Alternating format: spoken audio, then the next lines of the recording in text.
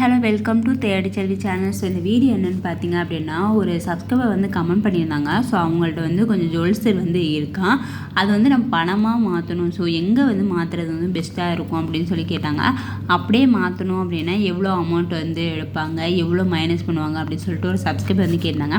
Okay, இதை பற்றி நம்ம வந்து எங்கெங்கெல்லாம் மாற்றலாம் அப்படின்னு எனக்கு தெரிஞ்சது வந்து இந்த வீடியோவில் நான் சொல்கிறேங்க. ஸோ இந்த வீடியோ கொஞ்சம் உங்களுக்கு யூஸ்ஃபுல்லாக இருக்கும் அப்படின்னு நினைக்கிறேன். ஏன்னா இப்போ இருக்க கோல்டு ரேட்டுக்கு வந்து நீங்கள் கண்டிப்பாக வந்து தங்க நகையை வந்து நீங்கள் விற்காதீங்க. அப்படியே ஒரு சுச்சுவேஷன்னாலுமே இப்போ கோல்டு ரேட் வந்து இன்க்ரீஸ் ஆகிட்டே இருக்குது. ஸோ இந்த டைமில் வந்து எங்கே வந்து சேஞ்ச் பண்ணலாம் அப்படின்னு சொல்லிட்டு அவங்க கட்டாயமாக இருக்குது, நான் சேல்ஸ் தான் பண்ணணும் அப்படின்னு நான் சொன்னாங்க. நான் வந்து நல்லா அட்வைஸ் பண்ணேன். இப்போ வந்து இது பண்ணாதீங்க, வேணால் வந்து அடகு வேணால் வைங்க அப்படின்றத சொன்னேன். அதுக்கப்புறம் சரி நம்ம மூலியமாக வந்து அவங்களுக்கு எப்படி மாற்றலாம் அப்படின்னு சொல்லிட்டு நானுமே எனக்கு தெரிஞ்சதை வந்து அவங்கள்ட்ட என்ன சொன்னமோ அதையே தான் இந்த வீடியோவில் வந்து நான் சொல்ல போகிறேன்.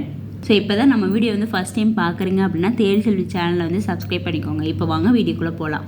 இப்போ வந்து நீங்கள் நகையை வந்து நான் கண்டிப்பாக சேல்ஸ் தான் பண்ண போகிறேன் அப்படின்னா அதை வந்து நம்ம எங்கே சேல்ஸ் பண்ண போகிறோம் அப்படின்றத வந்து நீங்கள் கண்டிப்பாக வந்து சூஸ் பண்ணிக்கோங்க. சிலவங்க பார்த்தீங்க அப்படின்னா ஷாப்பில், ஸோ ஜுவல்லரி ஷாப்லேயே வந்து சேல்ஸ் பண்ணலாம். அதில் என்ன ஒரு ப்ளஸ் இருக்கும் அப்படின்னா, இப்போ நீங்கள் ஜிஆர்டியில் வாங்கியிருக்கீங்க அப்படின்னா ஜிஆர்டிலே வந்து சேல்ஸ் பண்ணுறது வந்து பெஸ்ட்டுங்க. இதே பார்த்திங்க அப்படின்னா தங்கமயிலில் வாங்கியிருக்கீங்க அப்படின்னா தங்கமயிலே வந்து சேல்ஸ் பண்ணிக்கோங்க. மலபாரில் வாங்கியிருக்கீங்க அப்படின்னா மலபார்லேயே சேல்ஸ் பண்ணிங்க அப்படின்னா அவங்களோட ஜுவல்ஸை அவங்களே வாங்கும்போது கொஞ்சம் எக்ஸஸாக வந்து எடுத்துக்குவாங்க. இதே நீங்கள் ஜிஆர்டியில் வாங்கிட்டு தங்கமயிலில் கொடுத்தோம் அப்படின்னா கொஞ்சம் மைனஸ் பண்ணி தான் எடுப்பாங்க. இதே தங்கமயிலில் வாங்கிட்டு ஜிஆர்டியில் கொடுத்தீங்க அப்படின்னா நமக்கு வந்து கொஞ்சம் அந்த வேஸ்டேஜ் கொஞ்சம் லெஸ் பண்ணி தான் நமக்கு கொடுப்பாங்க. இன்னொன்று பாயிண்ட் என்னென்னா, இப்போ நீங்கள் இதே கடையில் கொடுத்துட்டு இதே கடையில் வாங்கும் போது அந்த நகையை வந்து எடுத்துக்கோங்க. இப்போ நீங்கள் ஜிஆர்டியில் வந்து கொடுத்துட்டு இப்போ தங்கமயிலில் வாங்கும்போது அவங்க வந்து பணமாக வந்து கொடுக்கறதுக்கு வந்து யோசிப்பாங்க. ஸோ பணம் வந்து நம்ம கையில் வந்து தர மாட்டாங்க. இதே நம்ம சுச்சுவேஷனில் வந்து எனக்கு பணம் தான் வேணும் அப்படின்னும்போது நம்ம ஜிஆர்டியில் வாங்கின நகையை ஜிஆர்டிலே கொடுத்துட்டு பணம் வந்து நம்ம எஸ்எஸ்ஸாகவும் கொஞ்சம் வாங்கிக்கலாம். அது இல்லாமல் வந்து அவங்க நகையை எடுக்கும்போது நமக்கு அந்த அவ்வளோக்கா அந்தந்த மைனஸ் பண்ணுவாங்களா வேஸ்டேஜ், அதை வந்து மைனஸும் பண்ண மாட்டாங்க. அதுக்கப்புறமேட்டுக்கு இப்போ நீங்கள் இந்த ஜிஆர்டியில் எடுத்துகிட்டு தங்கமயிலில் கொடுக்குறீங்க அப்படின்னா அவங்க வந்து பழைய நகையை வந்து எடுத்துகிட்டு புது நகை தான் வந்து நமக்கு ப்ரிஃபர் தருவாங்களே தவிர ஸோ பணமாக வந்து தரது வந்து ரொம்பவே வந்து ரேர் தான். ஏன்னா முடிஞ்ச வரைக்கும் நமக்கு வந்து புதிய நகை தான் வந்து தருவாங்க.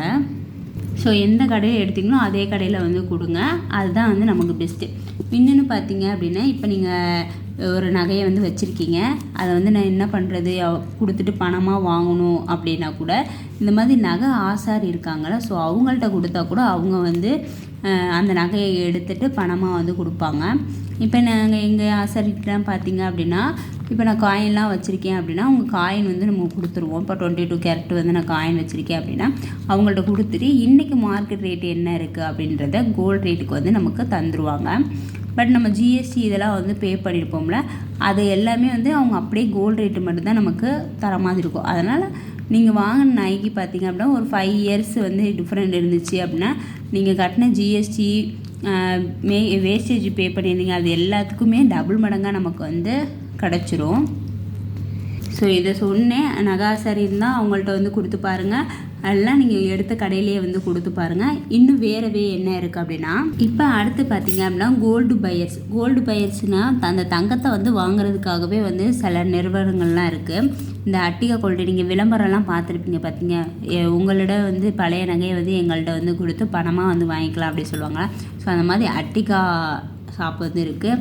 அப்புறம் டி கோல்டு அந்த மாதிரி நிறுவனங்கள் வந்து இருக்குது. அப்புறம் முத்தூட் ஃபைனான்ஸ். ஸோ இந்த மாதிரி நிறுவனத்துலாம் வந்து நம்மளோட நகையை வந்து கொடுத்துட்டு நம்ம பணமாகவே கூட வாங்கிக்கலாம்.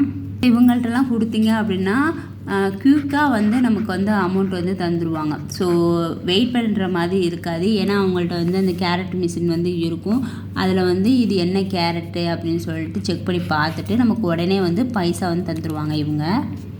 நெக்ஸ்ட்டு பார்த்திங்க அப்படின்னா தங்க கடை நிறுவனங்கள், இது வந்து ப்ரைவேட்டாக வந்து ரன் பண்ணுவாங்க. ஸோ நம்மள்ட்ட இருக்க நகையை அவங்கள்ட்ட கொடுத்துட்டு நம்ம வந்து இப்போ பேங்க்லலாம் வைக்கிறீங்க அப்படின்னா ஒரு குறிப்பிட்ட அமௌண்ட்டு தான் வந்து நம்மளால் தருவாங்க. இவ்வளோ கிராமுக்கு வந்து இவ்வளோ தான் தர முடியும் அப்படின்ற மாதிரி இருக்கும்.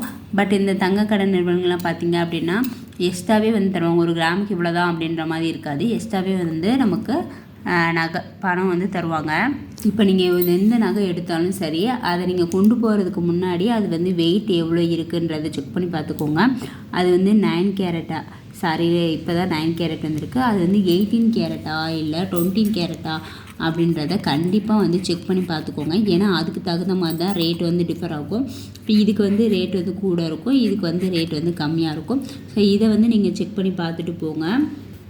அப்புறம் நீங்கள் கொண்டு போகிற நகையில் பார்த்தீங்க அப்படின்னா ஸ்டோன் இருக்குது, இல்லைனா வந்து அதிகப்படியான அதர் மெட்டல்ஸ் வந்து அதிகமாக இருக்குது. இப்போ இதில் பார்த்தீங்க அப்படின்னா அதர் மெட்டல்ஸ் வந்து இதில் அதிகமாக இருக்கும், இதில் பார்த்தீங்க அப்படின்னா கோல்டு வந்து அதிகமாக இருக்கும்.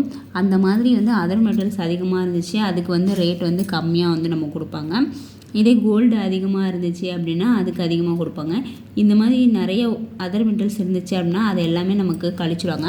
அப்போ மொத்த இடையில பார்த்தீங்க அப்படின்னா நீங்கள் கொண்டு போகிற இடையில வந்து ஒரு 10லேருந்து ஒரு 5%லேருந்து 10% வரைக்கும் நமக்கு மைனஸ் பண்ணிடுவாங்க. ஸோ கழிச்சிடுவாங்க அந்த மொத்த விடையில். இப்போ வந்து நீங்கள் ஒரு 10 கிராம் வந்து கொண்டு போகிறீங்க, 10 கிராமில் வந்து கல் வந்து இருக்குது. அப்போ கல் இருக்கும்போது நமக்கு வந்து அப்போ 1 கிராம் வந்து கல்லை வந்து மைனஸ் பண்ணிடுவாங்க. மைனஸ் பண்ணிவிட்டு இந்த 9 கிராமுக்குள்ள அமௌண்ட்டு தான் நம்ம கையில் வந்து தருவாங்க. ஸோ அதனால் கல்லெல்லாம் இருக்கா அப்படின்றத செக் பண்ணி பார்த்துட்டு நீங்கள் சேல்ஸ் பண்ணுங்கள். எப்படி எடுப்பாங்கன்றதை சொல்லிடுறேன். இப்போ நீங்கள் 10 கிராம் கொண்டு போகிறீங்க அப்படின்னா அதில் 1 கிராம் வந்து மைனஸ் பண்ணிடுவாங்க. மீதி பார்த்தீங்க அப்படின்னா 9 கிராம் இருக்கா, அப்போ 9 கிராம் இன்ட்டு அன்னை கோல்டு ரேட்டு வந்து 10,200 நான் எக்ஸாம்பிள் வச்சுருக்கேன்.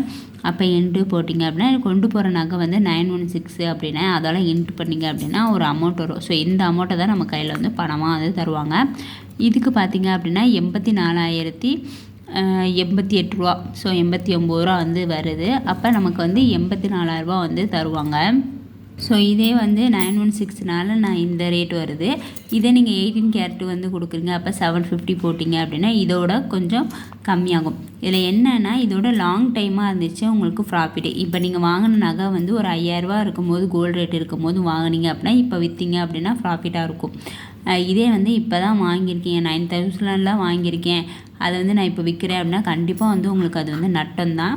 ஏன்னா அதுக்கு வந்து வேஸ்டேஜி ஜிஎஸ்டி வந்து நீங்கள் பே பண்ணியிருப்பீங்க. அதெல்லாம் வந்து செக் பண்ணி பார்த்துட்டு நீங்கள் விற்கலாமா வேண்டாமன்றதை முடிவு பண்ணுங்கள்.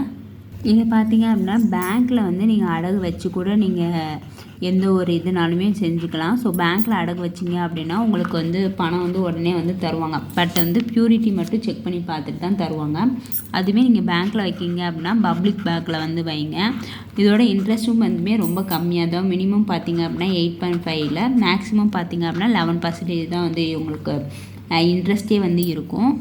இப்போ வந்து நீங்கள் 1 பவுன் வந்து கொடுக்குறீங்க அப்படின்னா 1 பவுன்னா நீங்கள் 8 கிராம் வந்து கொடுக்குறீங்க அப்படின்னா அவங்க வந்து 7 கிராமுக்கு உள்ள அமௌண்ட்டு தான் உங்கள் கையில் வந்து தருவாங்க. ஏன்னா 1 கிராம் வந்து அவங்க லெஸ் பண்ணிடுவாங்க. ஸோ இப்படி நீங்கள் வாங்கினீங்க அப்படின்னா அசல் ப்ளஸ் வட்டி அப்படியே குறைச்சிட்டே வந்து நீங்கள் வந்து அந்த நகையை வந்து மீட்டிடலாம். ஸோ அது மாதிரி நகையை மீட்டுற மாதிரி ஸோ எதுனாலுமே வந்து நகை கடன் வாங்குங்க. இதை பார்த்தீங்க அப்படின்னா நகையை வந்து விற்காதீங்க, அதுக்கு பதிலாக வந்து பேங்க்கில் வந்து அடகு வைங்க அப்படின்னு சொல்லிட்டு பேங்க்கோட டீட்டெயில் வந்து நான் உங்களுக்கு சொன்னேன். இல்லைனா இந்த சின்ன சின்ன கடையில் வந்து அடகு வைப்பாங்க. ஸோ அந்த மாதிரி கடையிலையுமே வந்து நம்பிக்கை இருக்குது அப்படின்னு, நம்பிக்கையான கடை பல வருஷம் இருக்குது அப்படின்னா கூட நீங்கள் அந்த கடையில் வந்து வைக்கலாம். இதோட பெஸ்ட்டு வே பார்த்தீங்க அப்படின்னா அவங்களுக்கு வந்து பணமாக தான் வரணும், பணமாக தான் எனக்கு வேணும் அப்படின்னு சொல்லும் போது இப்போ நீங்கள் எந்த கடையில் வாங்கினீங்களோ அதே கடையில் வந்து கொடுங்க அப்படின்றத வந்து சொல்லியிருக்கேன். அப்போ நீங்கள் கொடுத்தா தான் வந்து அவங்க வந்து அவங்க ஜுவல்ஸ்லேயே அவங்க கடையிலே வாங்கியிருக்கனால அது வந்து எக்ஸ்ட்ரா வந்து நமக்கு எடுத்துக்குவாங்க. கொஞ்சம் எக்ஸ்ட்ரா பணம் வந்து நமக்கு கிடைக்க வாய்ப்புகள் இருக்குது. இப்போ வேறு கடைக்கு போனீங்க அப்படின்னா அவங்க வந்து அமௌண்ட் வந்து தரமாட்டாங்க, வேறு ஜுவல்ஸ் தான் எடுக்கணும் அப்படின்னு சொல்லிட்டு ரெஃபர் பண்ணுவாங்க. ஸோ ஃபைனலாக அவங்களுக்கு வந்து இதுதான் நான் ரெஃபர் பண்ணேன். ஜுவல்லரி ஷாப்பில் வந்து கொடுங்க, எந்த நகை கடையில் எடுத்தீங்களோ அதே கடையில் வந்து கொடுங்க அப்படின்னு சொல்லியிருக்கேன். அப்புறம் நகை ஆசாரிட்ட கொடுத்தீங்க கூட அவங்க நல்ல விலைக்கு வந்து எடுத்துக்குவாங்க. அப்புறம் அந்த கோல்டு பையர்ஸ் இந்த ஃபைனான்ஸ் கடையில் கொடுத்தா கூட, அதுக்கப்புறமேட்டுக்கு இந்த நகை வந்து வாங்குறதுக்கு வாங்கிட்டு உடனே பணம் கொடுக்குற கடைலாம் இருக்குது. ஸோ அந்த மாதிரி கடையில் வந்து கொடுங்க. அந்த அட்டிகா, டி கோல்டு, முத்தூட் ஃபைனான்ஸில் தான் வந்து கொடுங்க, சீக்கிரம் வந்து பணம் கொடுத்துருவாங்க அப்படின்றத சொன்னேன். அப்புறம் பேங்க்லேயுமே வந்து நம்ம கொடுத்துட்டு வந்து பணம் வந்து வாங்கிக்கலாம். ஸோ அந்த மாதிரியுமே வந்து இருக்குது. உங்கள் அக்கௌண்ட் வந்து வச்சுருக்கீங்க பேங்க்கில் அப்படின்னா நீங்கள் அந்த பேங்க்கில் போயிட்டு கூட இந்த மாதிரி என்கிட்ட கோல்டு இருக்குது, ஸோ அதை வந்து நான் சேல்ஸ் பண்ணணும் அப்படின்னா கூட நீங்கள் ஈஸியாக வந்து சேல்ஸ் பண்ணிடலாம். ஆனால் என்னுடைய முடிவு பார்த்திங்க அப்படின்னா, இப்போ இருக்க கோல்டு ரேட் வந்து இன்க்ரீஸ் ஆகிட்டே இருக்குது. அதனால் எந்த ஒரு நகையுமே வந்து விற்காதீங்க. விற்காதுக்கு பதிலாக வந்து அடகு வைங்க. ஸோ அடகு வச்சு அதையுமே வந்து மீட்ட பாருங்கள். ஸோ விற்கிறது வந்து எப்போயுமே வந்து அது நமக்கு லாஸ் தான். இப்போ புரியாது, இன்னும் ஒரு 5 இயர்ஸ் கழித்து இந்த நகையை வந்து நம்ம விற்றுட்டோமே அப்படின்னு சொல்லிட்டு கண்டிப்பாக வந்து ஃபீல் பண்ணுவீங்க. ஏன்னா ஆல்ரெடி வந்து ஒரு 3 இயர்ஸ்க்கு முன்னாடி வச்ச நகையை வந்து சரி நம்ம விற்றுட்டோமே அப்படின்னு சொல்லிட்டு இன்னுமே வந்து எங்கள் அம்மா ஃபீல் பண்ணுறாங்க. அந்த மாதிரி வந்து நீங்கள் கண்டிப்பாக வந்து ஃபீல் பண்ணாதீங்க. கோல்டு ரேட் வந்து இன்க்ரீஸ் ஆகிட்டே இருக்குது. அதனால் முடிஞ்ச வரைக்கும் வந்து நீங்கள் அடகு வச்சுட்டு ஸோ அதை வந்து திருப்ப பாருங்கள். ஓகே, இந்த வீடியோ வந்து உங்களுக்கு யூஸ்ஃபுல்லாக இருக்கும்னு நினைக்கிறேன். இந்த வீடியோ வந்து யூஸ்ஃபுல்லாக இருந்துச்சு அப்படின்னா தேடிச்சல் சேனல் வந்து சப்ஸ்கிரைப் பண்ணிக்கோங்க. தேங்க்ஸ் ஃபார் வாட்சிங். பாய்.